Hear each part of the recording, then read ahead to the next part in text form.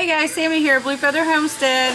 We are out in the shop at this moment working on preparing our solo cups to plant our tomato seeds. As you can hear my daughter in the background, she has got the drill going and she is putting holes in the bottom of my solo cups. I have planted tomatoes in those 6-cylinder black container things for years until I finally figured out that there's a better way to do it.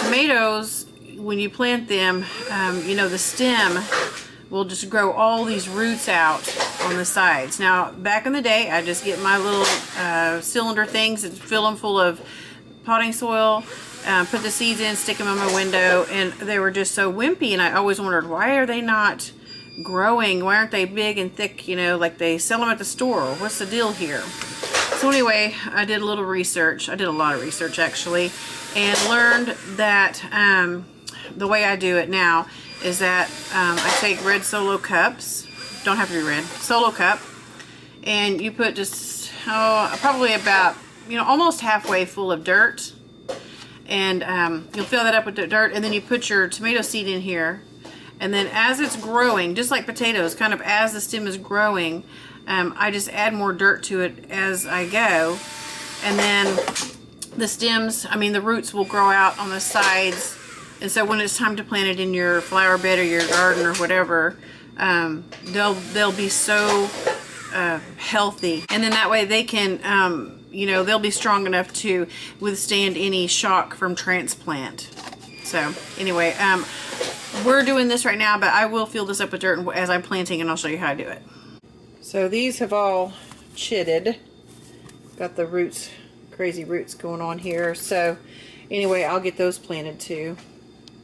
Okay, I am back in my kitchen because there's just really not enough room out there for me to have a camera and showing you how I do plant those tomato seeds, because I have got projects going everywhere. The shop is just full because, of course, if you're like us, everything goes into the shop in the wintertime. It'll get cleaned out, you know, for summer. But anyway, I wanted to give a quick shout out to Barb at Barb's Country Home. You are the first person that has sent me a sticker, and I appreciate that so much. You're going to be the first one to go on my shop refrigerator out in the shop. I plan on putting them all on there. I just want to say thank you from the bottom of my heart. I'm going to put Barb's Country Home, her channel link down in the description below. She is a homesteader. She already has a garden going on. She's just way ahead of me. She has a beautiful garden. She also has the best darn chicken coop I've ever seen in my entire life. But anyway, Barb's just an all-around great lady. Just go ahead and check her channel out. The link will be down below. I don't know if you can see the sticker. Barb's Country Home. Before we get started planting those tomato seeds, I wanted to bring you over here and show you my table. I have these seeds scattered everywhere, just kind of going through and seeing, you know, what we've got going on here, what we're going to plant this year, where we're going to plant it, what variety, and all of that. Wanted to show you, though, that I got these at the Dollar Tree. I haven't ever tried them. It says you just put it in the planter and water them. It's called Herb Rocket. There's a sweet basil, and I've got a dill, parsley. So those ought to be fun, but those are $1 a piece, so why not? And then this marigold, this box marigold, I get these every year from the Dollar Tree, and they grow. You just put those in the ground and they grow. There's also now I have a big variety here. I have Dollar Tree seeds. I order from seed companies. There's all kinds of seeds going on here. Just wanted to show you the prices though. The Dollar Tree, yes, everything's $1, but you can get seeds for 4 for $1. As a matter of fact, all the seeds are 4 for $1 at the Dollar Tree. This is American Seed Company, and they are 100% non-GMO. I've used Dollar Tree seeds for years, and they're great. Just wanted to show you that little tidbit. You don't necessarily have to have a ton of money, you know, to grow your own food. Okay, you saw that my daughter in the shop, she drilled, you know, 5 holes on the bottom here with the drill bit and the drill. You don't have to have a drill. You can use whatever you got, you know. So she's got those holes down at the bottom here for drainage, because we do want to have drainage. And you want to have some loose soil for the tomatoes. Tomatoes like to grow in loose soil, because if you do have a kind of compact soil in there, the tomatoes will grow, but they'll stop. Okay, so you want it to be kind of loose. I'm going to mostly plant beefsteak this year, but I have some beefsteak. I've got some cherry tomatoes. My son gave me these Cherokee purple tomato seeds, and I'll go ahead and plant, you know, a few of those. And I've got to get some Romas, but as of today, right now, I'm going to do a couple of beefsteak here. I'm going to put 2 or 3 seeds in each container here. These solo cups, I know that, you know, a lot of people say, here I'm just going to poke my finger. I'll show you. I'm just going to poke my finger in here, barely poke it, just to have a little indentation for the seed to go into. Little hole for the seed to go into. I'm going to plant, you know, I'm just going to plant 2 actually in each one. I know a lot of people say that you shouldn't use solo cups to start your plants, but you know, they waste more red solo cups at a concert. I guarantee it in one night. They use those and throw them all away. These cups, I use these for years and years and years. These are brand new ones because the last ones that I had, I mean, I had Sharpie. I would mark out what it is each year, and I'd mark it out and write it again in Sharpie of what it is. I mean, there was no more room for me to write. I went ahead and tossed them. They were pretty worn out. So anyway, these are new ones, and I mean, I really do. And I've used the toilet paper rolls. I've used the biodegradable. These are just the right size, you know, for starting tomatoes for sure. Because once that tomato starts sprouting, and once it starts growing, like I said out in the shop, that is kind of like potatoes, how when they start showing, then you just kind of put more dirt in as it goes. By the time this thing is full of dirt, that tomato plant is going to be so strong, you know, that it'll just be so healthy. It'll fight off bugs and everything else once it gets out into your garden. So that's how I do it. That's how I plant those.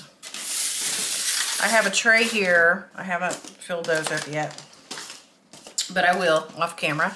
I have a tray here. I will fill this full of water. They like to kind of have a moist soil, but I fill this full of water, not too much, but I'll fill that full of water, put the cups in here because they prefer to suck up that water rather than just pouring it over the top.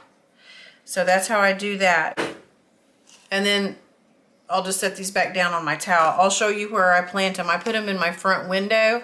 The front window that I have in the living room is just like a greenhouse. I mean, that is, I have these big heavy duty curtains that go around this table. I'll just show you.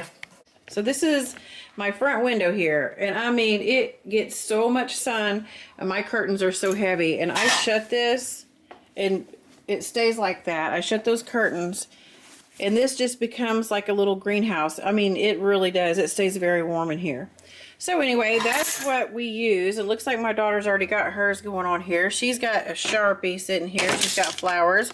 Morning, I don't know what those are. Heavenly blue, lavender, blue. Oh, just blue flowers. And she has it in a tray here. And so it looks like she's got a cup that she poured some water in to, you know, bring that water up into the cups. She's the one that drilled the holes in there for me. I'm hoping the wind is not going to affect the sound, but I wanted to show you that this trellis here, I usually grow green beans on it. Rattlesnake green beans is what I use. They're stringless, but so you can see they do really well right here on this lattice. But my son was out here last week and during the weekend also, and he planted some roses for me. I'm going to do roses on this year, but you can see they've already got sprouts growing on them. But it is going to be freezing, I think. Today is like 70 something, but it's supposed to start snowing again here. So anyway, I've got one on this side, and you put one over here on this side. You can see it. This one is, it's got a couple sprouts on it, but from what I understand, you need to cover these. They don't. Roses, I guess I just planted them. They're not going to do good if it's freezing, so I'll get those covered up. There's my cat. Hi, little Hunter. Welcome back to my living room. So I have some beefsteak tomatoes. I've got some Cherokee purple and some cherry tomatoes planted right now. So I've got a lot more to do. I've got some Romas I want to put in the ground, so I'm going to go ahead and close this up for now. Put my curtains around it. I wanted to let you know that I did put a dash of water on top of those just to kind of wet those seeds and get those germinating. I wanted to show you guys also that, you know, these are just like cake covers, I guess. They're just plastic. And not only do I put water in here and then put my cups in so that the water can, you know, be soaked up from the bottom, I also will just put them on top of these cups to kind of, you know, help germinate the seeds, help them along, give them a greenhouse effect, if you would. So anyway, I just wanted to show that to you. I hope you enjoyed this video, guys. You guys have a blessed day. Thanks for watching. Bye-bye.